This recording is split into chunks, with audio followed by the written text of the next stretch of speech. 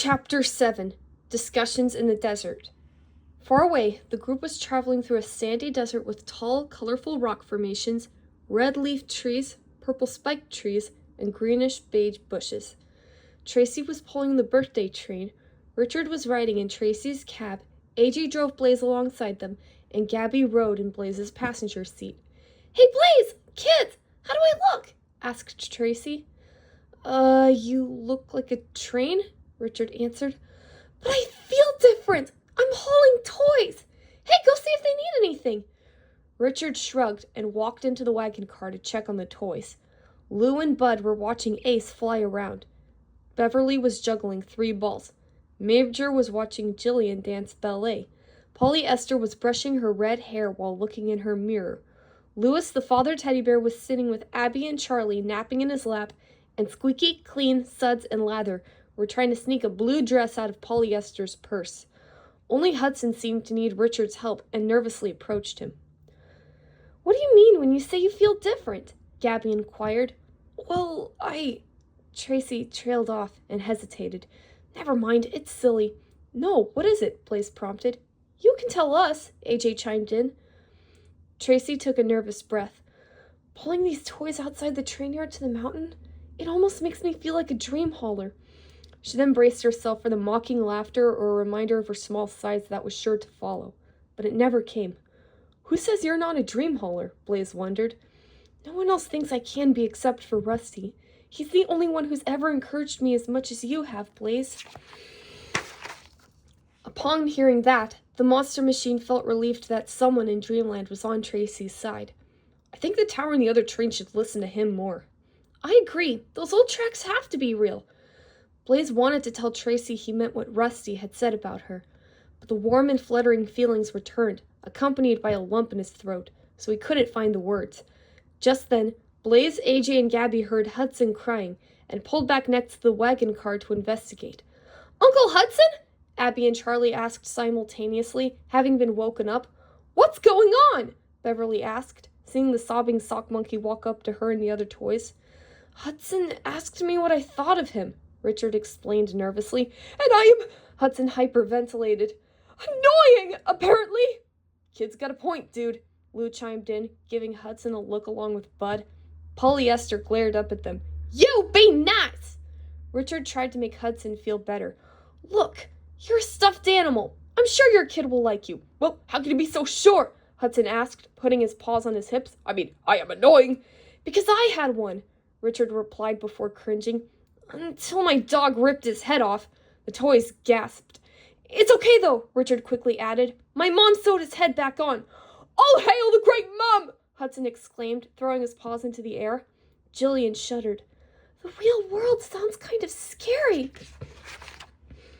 Richard sighed and walked over to a small barrel to sit down as he spoke. "It is.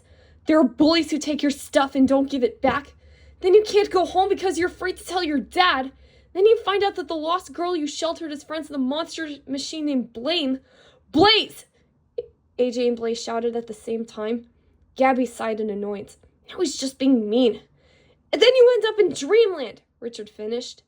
Now Hudson was really irritated with Richard. "You mean we're stranded because you couldn't face some bullies?" Richard awkwardly averted his gaze, unable to deny it. Suddenly, Tracy came to a stop, causing her passengers to stumble. Blaze pulled ahead, and Richard got off the train, both wanting to make sure Tracy was okay. "Look," she said to them, "we're almost there!" Sure enough, Dream Mountain was just ahead of them, not too far away. Everyone cheered. "All right, back in," Tracy told Richard. "Let's roll." Richard hopped back on the birthday train, and the friends carried on toward Dream Mountain. "Are we there yet?" asked Caboose. "Guys, anyone? Hello?" Blaze pulled back next to him. "Thanks to Tracy, it won't be too much longer now." "Tracy?" Caboose raised an eyebrow before remembering. "Oh, right, that's the real name of Little Engine. I forgot." How could anyone forget or overlook someone like her? Blaze wondered. She's so selfless. And a big dreamer for being a little engine. Says she'd give anything to see a child get their wish. Is that why she wants to be a dream hauler so badly? Gabby wondered. I guess so, Caboose nodded. Blaze peered around Caboose with a wonderstruck smile forming across his face. Tracy's dream wasn't for thrills or fame, but simply to see others happy.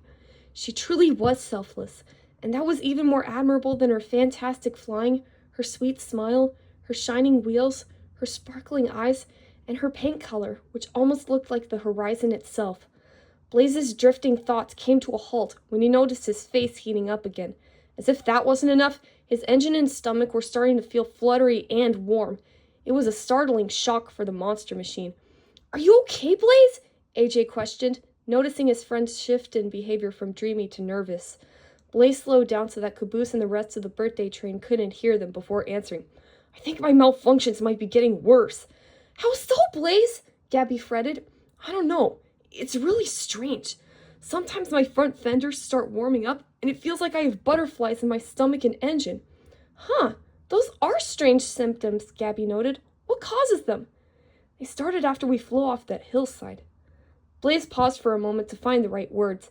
"And I don't think they're Tracy's fault, but these feelings happen whenever I think about her, look at her, or talk to her, and they're stronger every time."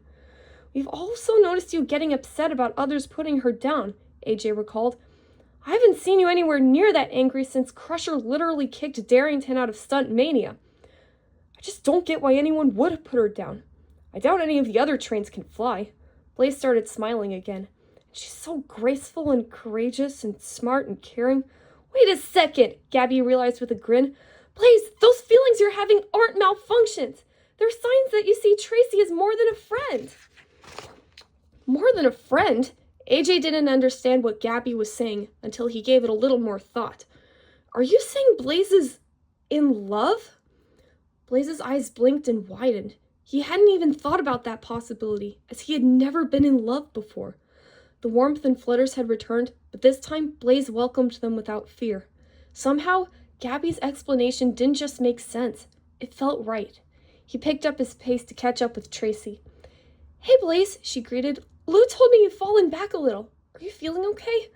Blaze nodded, and the two vehicles spent the rest of the trip talking to each other. AJ and Gabby were happy to have figured out what Blaze was feeling, and even happier that he was feeling now. He clearly believed Tracy was special, and they knew he was right.